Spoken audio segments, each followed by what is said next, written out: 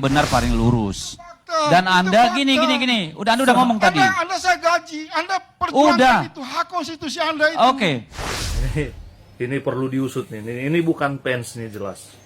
Ini punya maksud dan tujuan tertentu tadinya nih. Dia ngejelek-jelekin Gibran, pokoknya ngerendahin Gibran, sampai ngomongin level-level segala. Ujung-ujungnya minta bantuan.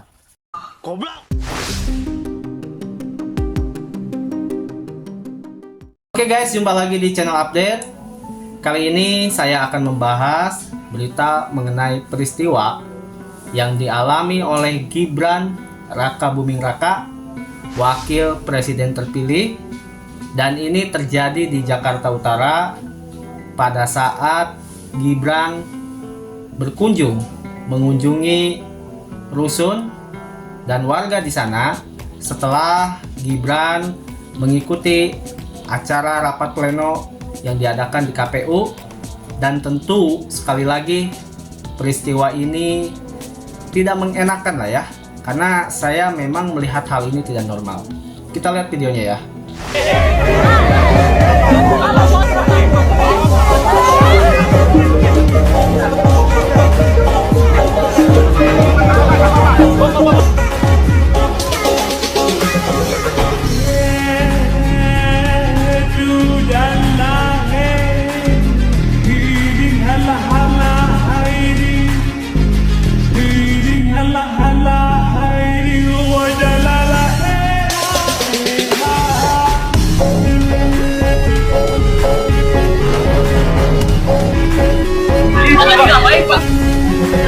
Ini katanya penerjiban Pak. Kenapa? Pokoknya penerjiban Pak. Tiba-tiba enggak. Ngapain Pak ke depan Pak? Jadi ke depan ngapain Pak?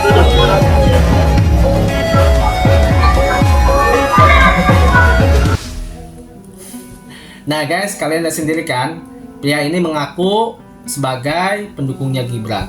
Saya secara pribadi jujur gak percaya dengan caranya seperti itu, memaksa ya, seakan-akan seperti ingin memeluk. Namun rasa-rasanya sih kayaknya saya sejujurnya meragukan ya. Dan sekali lagi saya respect sama Pas Pampres, terima kasih sudah gerak cepat mengamankan pria tersebut. Dan nanti kita akan lihat teman-teman ya, bagaimana respon netizen mengenai kejadian ini. Oke, nanti juga teman-teman ada berita yang gak kalah menarik, perdebatan antara Deddy Sitorus dengan Faisal Assegaf.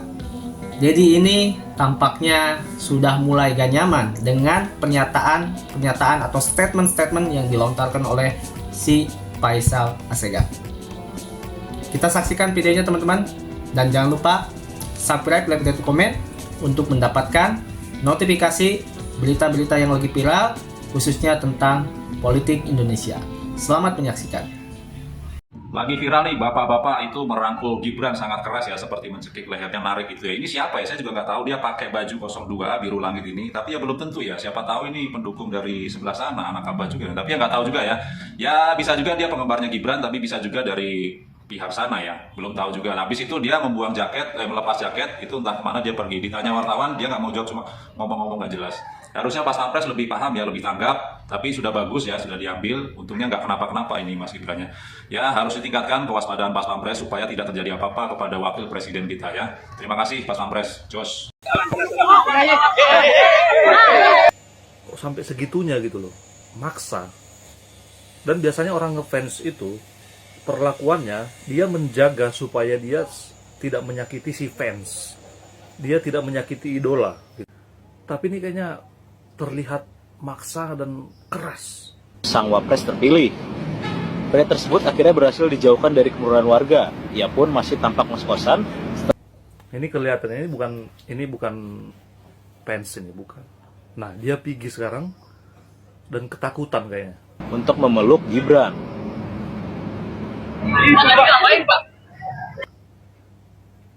Ketakutan sampai buka jaket lagi.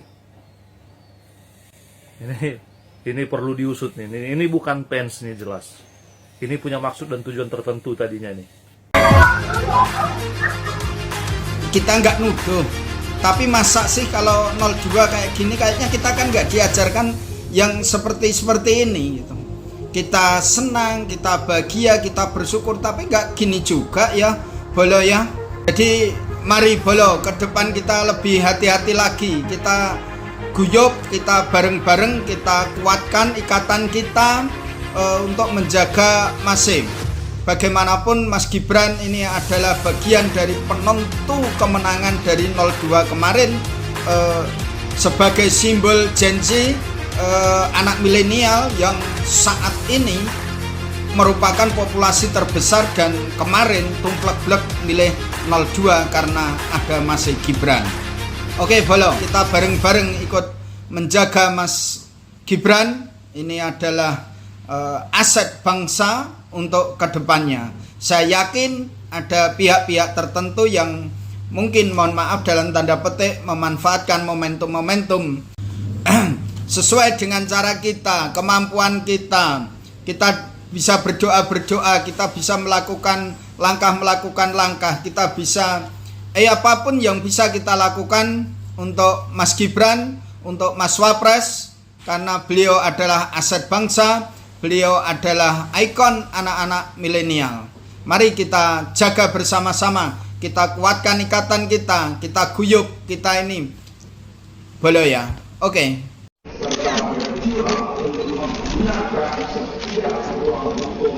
Pak Hasto, kirain anak Abah itu adalah makhluk yang paling sulit dibilangin. Ternyata ada yang lebih sulit. Pak Hasto nih. Awalnya dari quick count, hasil quick count kalau 02 itu lebih unggul gak percaya, nunggu real count aja. Setelah real count muncul masih gak percaya, hasilnya kalau 02 jauh lebih unggul daripada prediksi dari quick count ya, 58%. Quick count gak percaya, real count gak percaya, KPU-nya diseret tuh ke MK. Sidang sengketa hasil pemilu. Oke, diturutin sama kubu 02. Ternyata hasilnya apa?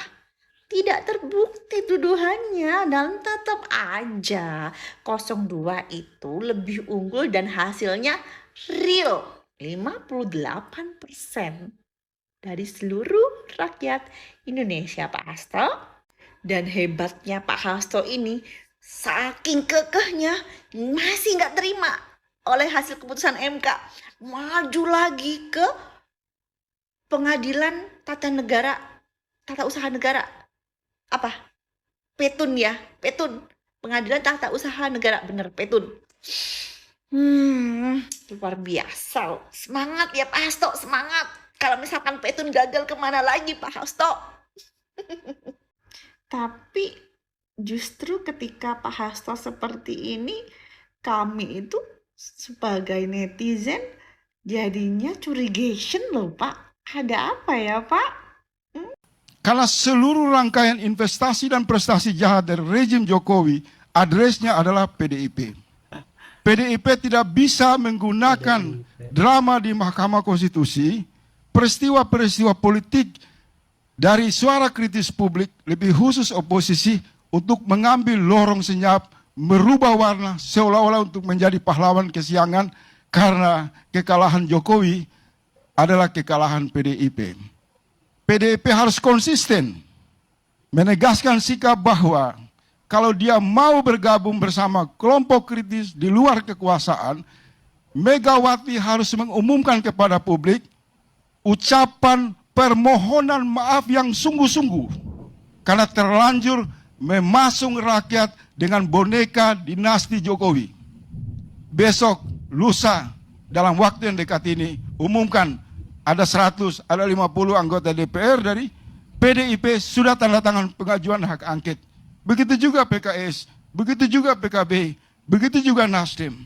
Kalau dalam seminggu ini tidak ada peristiwa yang konkret, langkah-langkah yang nyata, saya sarankan berhenti dengan sandiwara omong kosong. Rakyat sudah sangat cerdas dan tidak mau lagi diperbaiki oleh pandangan-pandangan yang hanya membingungkan saja. Terima kasih. Anda itu kan kalau ngomong seolah-olah Anda yang paling benar, paling lurus. Dan Anda gini.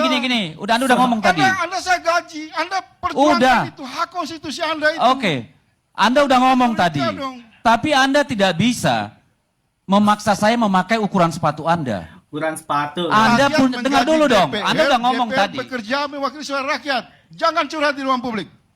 Terserah saya dong mau curhat di ruang publik. Kenapa lu jadi fasis? Makin Lu ngaku panas. aktivis tapi fasis pikiranmu. Apa saya mau katakan hak saya. Kalau Anda tidak setuju bantah. Tapi jangan Anda merasa Anda paling benar. Saya bertanya di awal Nah, diskusi ini, loh. kapan Ibu Megawati menyampaikan permohonan maaf karena kerusakan ini tidak lepas dari desain politik PDIP? Ayo, Anda sampaikan itu kepada Ibu Anda Megawati. jangan Saya dengar tunggu. nggak tadi jawaban saya? Kedua, Saya dengar. jangan mengatakan tidak ada sarana lain. Itu pembodohan, seolah-olah semua dipasung di teras MK. Udah cukup. Ada juga di DPR Cukup dong, hak debatnya. angket. Anda tidak mendengar penjelasan saya bahwa kita adalah negara presidensial. Dan saya mengatakan bahwa yang namanya Presiden Jokowi itu mandiri dan independen dalam mengambil keputusannya. Tadi saya beri Anda clue. Setelah dilantik Oktober, mulai Desember saja itu ketemu Pak Jokowi sudah sulit. Pak, itu curhat. 2014 Itu enggak. pola hubungan Anda di dengar antara- dengar dulu Ada dong. sama rakyat itu. Anda Megawati ngomong mau nggak ketemu dibahas. Jokowi nggak ketemu, nggak ada faedah buat rakyat. Jangan ditafsirkan Udah. sebagai bagian dari proses kecurangan pemilu. Sudah. Sudah belum? Udahlah Dedi. Sudah. Udahlah Dedi. Ya enggak, Anda Kita nggak bisa bicara. bilang saya sudah. Anda siapa? Saudaraku, gunakan Enggak, hak Anda konstitusi siapa untuk melarang saya berbicara. sudah? Bos. Anda sudah ngomong, izinkan saya ngomong dong. Faisal, Jangan kayak kau Faisal. paling benar. Gimana sih kau? Jangan merasa paling benar, itu pikiran fasis, Pak. Jadi kan tadi saya sudah jelaskan. Ya, saya tambahin penjelasannya. Loh, orang ngomong curhat, terus kau apa namanya? Propaganda. Ini bukan LSM, Pak. Ini bukan kelompok kerumunan, ini partai politik. Pertimbangannya tidak sekadar di lingkunganmu. Ini ngurus negara. Representasi partai Jangan kau politik Anda samakan. lihat bagaimana, Dedi? Loh, jangan bagaimana. Ayo, ribut Hak aja lah. konstitusi Ada tidak hak, digunakan. tapi ada prosesnya, ada pertimbangan. Ini bukan gerombolan. Ada ya guys, seru banget ya. Kita tunggu aja episode berikutnya ya. Tapi kalau posisi kayak gini kalian pilih yang mana? Tulis di kolom komentar ya. Nah guys, ini video berikutnya. Jadi ada seorang bapak-bapak, dia ngakunya sih penjual bakso ya. Dia ngejelek-jelekin Gibran, pokoknya ngerendahin Gibran, sampai ngomongin level-level segala. Ujung-ujungnya minta bantuan. Haram konstitusi Gibran sah menjadi wakil presiden. Kita lihat bagaimana kemampuan dia dalam mengembangkan narasi, dalam berinteraksi dengan tokoh-tokoh politik nasional, dan bagaimana dia mengarahkan Indonesia membantu Prabowo. Kalau saya nggak mau jadi wakil presiden level seperti Gibran. Mendingan saya jualan bakso Mekah ini. Cuman modal nggak ada. Siapa yang mau ngasih modal saya 2 juta aja. Saya mau jadi rakyat yang menolong diri saya sendiri. Gak usah miliaran-miliaran itu. Kirim bakso Mekah atau bubur ayam, ojo lali. Rakyat menolong dirinya sendiri. Assalamualaikum. Sang kupingku baik-baik dengerin bapak ini ngoceh dan menjelek-jelekan Gibran. Ternyata ujung-ujungnya tidak punya uang dan minta sumbangan. Makanya Pak, sibuk ngurusin kepentingan dirimu aja, baru nyinyir. Bapak mensejahterakan diri sendiri aja belum mampu Pak. Bapak mau membandingkan, menjelekan dengan Mas Gibran. Mas Gibran itu dirinya sudah sejahtera. Dan sekarang PR-nya mensejahterakan seluruh bangsa Indonesia. Kalau saya punya uang lebih baik, saya bantu fakir miskin dan anak-anak terlantar, anak yatim piatu yang suci dalam debu, dibanding bantu bapak-bapak nyinyir. Gini, kalau Mas Hasto sama Mas Gibran ini sudah personal banget ya saya lihat ya. Itu tadi. Itu tadi Mas Gibran dan Mas Hasto itu sama Pak Jokowi sama Mas Gibran ini udah personal banget. Itu tadi karena bentuk penyesalan tadi. Penyesalan ternyata Pak Jokowi dia menyesal karena kenapa aku nggak dulu ikutin itunya Pak Jokowi ya. Gitu. Ternyata Pak Jokowi yang menang kan secara politik Pak ya. Kan pertandingan politik kan semua orang pasti pingin menang. Nggak ada pertandingan politik pengen kalah. Adapun kalau ada yang ngomong bahwa pertandingan politik ini secara moral ini begini meskipun kita kalah tapi begini, ya sudah karena sudah kadung kalah mau ngomong apa lagi. Tapi sebelum bertanding itu semua orang pasti pengen menang. Nggak mungkin nggak pengen menang. Namanya pertandingan kompetisi kok masa pengen kalah. Tapi habis itu kan salaman. Habis itu salaman, orang dagang pasti habitatnya pengen untung. Ya. Kalau orang pertandingan pengen menang, kalah nggak mau.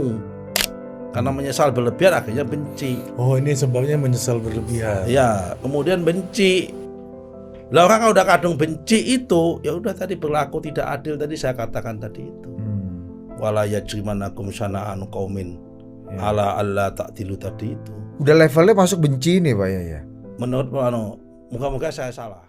Halo tim hukum 01 atau tim hukum partai politik di belakangnya. Katanya Anda akan mengajukan gugatan ke Pengadilan Tata Usaha Negara atas kemenangan 02. Aduh, kalian itu ahli hukum nggak sih? Anda tahu itu kan bukan kewenangan pengadilan, Tun. Oke, nggak usah khawatir, 02 akan bisa memenangkan perkara tersebut hanya dengan 4 halaman. Yang pertama, 02 mengajukan permohonan intervensi ke pengadilan Tun agar diizinkan ikut sebagai pihak. Nanti perkaranya akan menjadi pertarungan segitiga, yaitu penggugat, KPU tergugat, dan juga 02 sebagai pemohon intervensi. Sesudah dikabulkan masuk, kemudian segera 02 mengajukan eksepsi absolut, yaitu menyatakan bahwa ini objek perkara bukan kewenangan pengadilan Tun, tapi kewenangan dari MK dan juga Bawaslu. Dan apabila ada eksepsi absolut, pengadilan Tun harus memutus berwenang atau tidak. Dan secara absolut 1000% saya yakin pengadilan Tun tidak berwenang mengadili objek perkara. Oke? Jadi hanya dengan 4 halaman gugatan di Tun dari Anda akan KO. Percayalah sama saya. Selamat malam, semangat Indonesia. Kita lanjut mengamati perkembangan politik yang kita pikir kemarin habis MK case close selesai, rupanya tambah memanas. Nah, ini dipicu oleh ketidaksiapan PDIP yang makin banyak dikomentari orang, makin terbukti bahwa memang mereka tidak siap kalah gitu, kaget gitu.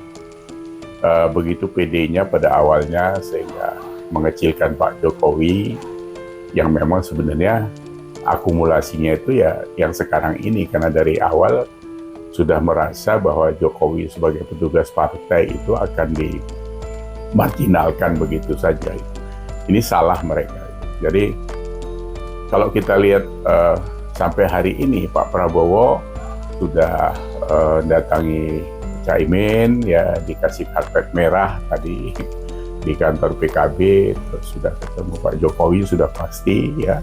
Terus Anies tadi juga di acara KPU juga sudah digojlokin Pak Prabowo. Yang disayangkan adalah pasangan Ganjar Mahfud tidak hadir. Mungkin karena proses kelanjutan yang mereka usahakan itu adalah di PT UN kan gitu. Padahal semua orang sudah tahu itu MK itu adalah mahkamah yang memutuskan hasil akhir dari sengketa ini. Cuma itu nggak dianggap, saya sih nggak paham hukum, jadi nggak tahu kenapa kok masih bisa ke PT UN gitu. Jadi komentar-komentar di medsos ya dari pendukung-pendukung yang tidak puas dengan kekalahan itu sudah pasti mengarah kepada pembenaran-pembenaran itu.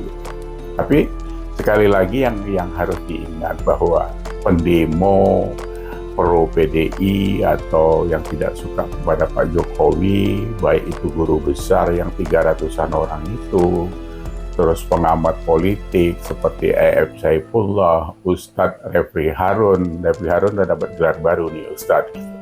Terus siapa lagi? Faisal Assegaf dan sebagainya. Pastilah punya kepedean yang begitu tinggi untuk tetap bisa menggeser Gibran umpamanya, karena yang diincar ini kan Gibran sama Pak Jokowi ini. Jadi begitu sakit hatinya mereka sama orang tua dan anak yang bekerja dengan baik ini gitu. Nah, kalau ini terus dimaki-maki sementara orang-orang Indonesia approval ratingnya Pak Jokowi masih di 80-an %, hasil kerjanya begitu cemerlang ya. sampai di akhir-akhir jabatan yang tinggal 5 bulan lagi pun makin dicintai rakyatnya.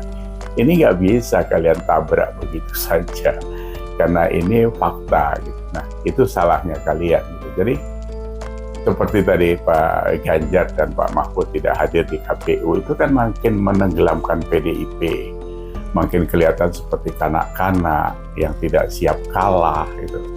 Ini tanpa disadari sebenarnya sebuah proses berpikir yang mengkristal dalam lingkup ketidakbaikan. Itu luar biasa. Jadi kemarahan itu kenapa dilarang agama? Karena memang itu tidak baik. Jadi di dalam Islam itu kan kalau sedang berdiri marah, duduk katanya. Kalau duduk masih marah, rebahan. Kalau rebahan masih marah, sholat gitu. Itu kan sudah jelas urutannya gitu, bahwa harus mendinginkan hati gitu. Nah, kalau kita kutip dari quote-nya Mahatma Gandhi, ya, dia bilang kalau orang marah itu ibarat bejana diisi air keras. Jadi sebelum disiramkan ke orang, bejananya rusak duluan. Dan sekarang yang sedang berproses rusak itu adalah PDIP. Kita harus sorotin PDIP karena partai besar ini kan begitu PD-nya pada awal mulanya, sehingga Pak Jokowi juga mau dikerdilkan, nggak tahu kebalik gitu kan. Nah, ya kalian cuap-cuap apapun sekarang itu, faktanya kalian cuma dapat 16%. Makanya nggak bisa. Jadi kalau dibilang kecurangan dan sebagainya, kemarin kan sudah kita bicara bansos dan sebagainya yang dianggap memenangkan Pak Prabowo. Loh, kalau mau diambil contoh yang paling genuine, itu adalah pemilih luar negeri. Tanpa ada bansos, Pak Prabowo itu menang 63,9%. Nah, itu kan sudah jelas-jelas. Di sini menang 58,8%. Jadi nggak bisa lagi itu ditarik kemana-mana soal kecurangan itu bullshit semua gitu. Nah, kalau sekarang ke PT UN gitu kan, itu kan menjadi olok-olokan orang ya. Jadi habis ini apa lagi katanya, ada PLN. Terus habis PLN kalau nggak juga menang masuk ke PDAM. Biar dingin jadi ngerendam gitu kan. Itu kan sebenarnya olok-olokan yang tidak baik ya. Nah, jadi Pak Prabowo tadi ya sudah, pidatonya bagus, sedikit menyindir Anies, tapi habis itu saya lihat tadi ada kunjungan beliau ke kantor PKB, kasih karpet merah sama Caimin, kita tahu arahnya kemana lah. Koalisi itu pasti nanti gabung di sana. Terus ada yang nanya, Bang, kok nggak ke kantornya Pak Anies, Pak Prabowo? Loh, Pak Anies kan nggak punya kantor, dia nggak punya partai.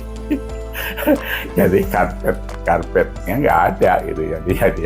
Jadi habis ini nanti ya mohon maaf mungkin bisa lontang-lantung kalau nggak dipakai Pak Prabowo. Tapi ya memang harusnya tidak dipakai karena itu sedikit dalam tanda kutip memang agak membahayakan karena berpikirnya selalu liar kawan satu ini gitu kan ya. Diberhentiin Pak Jokowi jadi gubernur, semua ini rusak semuanya. Tapi itu urusan Pak Prabowo lah. Kalau buat kita ya selama itu bisa dijaga, dia senang-senang aja diangkat. Jadi apapun kan bisa manggung dia di situ 5 tahun lagi, nyapres lagi gitu. Harusnya itu case close lah, sudah ditutup saja lah, nggak usah dikasih kesempatan lagi. Tapi sekali lagi karena ini politik, ya silakan. Jadi kembali lagi ke ramaian yang meneruskan soal ketidakpuasan PDIP ini harusnya bisa dihentikan karena habis ini kan nggak lama lagi Pak Prabowo dilantik Oktober dan itu sudah harus kerja gitu. Negara ini kan nggak bisa terus diributin sama orang demo, sama orang-orang yang tidak siap kalah atau orang mau cari muka. Ada beberapa jenderal pensiunan kemarin yang teriak-teriak itu, saya cuma ngasih tahu aja. Bapak-bapak memang pensiunan jenderal, beberapa gelintir. Tapi supaya Anda tahu, ada ratusan jenderal aktif di belakang Prabowo itu. Gitu. Nah, Pak Prabowo sendiri kan dia kan bekas jenderal, ya kan? Sekarang masih Menhan, ya kan? Jadi jangan Anda yang teriak-teriak dengan muka yang marah segala macam itu. Ya, nggak ada gunanya karena dikumpulin pun kalian jadi satu sama pendemo itu 100.000 lah katakan itu. Itu masih 0, sekian dari 270 juta lebih rakyat Indonesia. Dan kami pemilih 02 itu 96,2 juta itu bukan kaleng-kaleng, Bu. Ya, kalau kaleng-kaleng dia pasti nggak menang. Yang kaleng-kaleng itu yang 16%, itu kaleng-kaleng gitu ya. Jadi kaleng beneran sekarang. Kaleng. Supaya tidak jadi kaleng kerupuk, ya harusnya sadar bahwa kalau diterus-teruskan itu merugikan kalian sendiri gitu. Jadi belajar sajalah berbesar hati, jangan besar kepala. Kalau besar kepala itu cuma arogansi aja yang keluar. Tapi kalau besar hati itu menerima kenyataan supaya bisa introspeksi, bisa mawas diri, nanti habis itu berbenah diri. Karena ini bukan urusan rantingnya sebuah partai politik, ini yang diurus negara gitu, jadi nggak bisa pakai childish seperti itu. Ya belajar banyaklah dari kondisi-kondisi ini. Kalian kan sudah luar biasa pengalamannya ya. Jadi kami ini rakyat Indonesia ini ya sekarang sedang menunggu hal-hal yang lebih baik karena sudah dibuat fondasinya sama Pak Jokowi, akan diteruskan oleh Pak Prabowo. Kemudian nanti kita insya Allah bisa dilanjutkan lagi oleh Gibran. Ya apa boleh buat karena memang kalian bisa disalib oleh Gibran yang notabene juga sudah disiapkan oleh Pak Jokowi. Jadi nggak usah marah-marah ya. Jangan lagi dibilang Samsul. Jadi Samsul itu sekarang sudah di atas angin gitu ya. Cara berpikirnya, komunikasinya, kalian yang cuma teriak-teriak tua di partai itu nggak bisa jadi apa-apa kalau dibandingkan Gibran yang sekarang. Anak itu boleh muda tapi pikirannya dewasa sekali gitu ya. Ya itu harus dicamkan yang seperti itu ya. Jadi sekali lagi sudahi saja keributan-keributan yang tidak bermakna itu.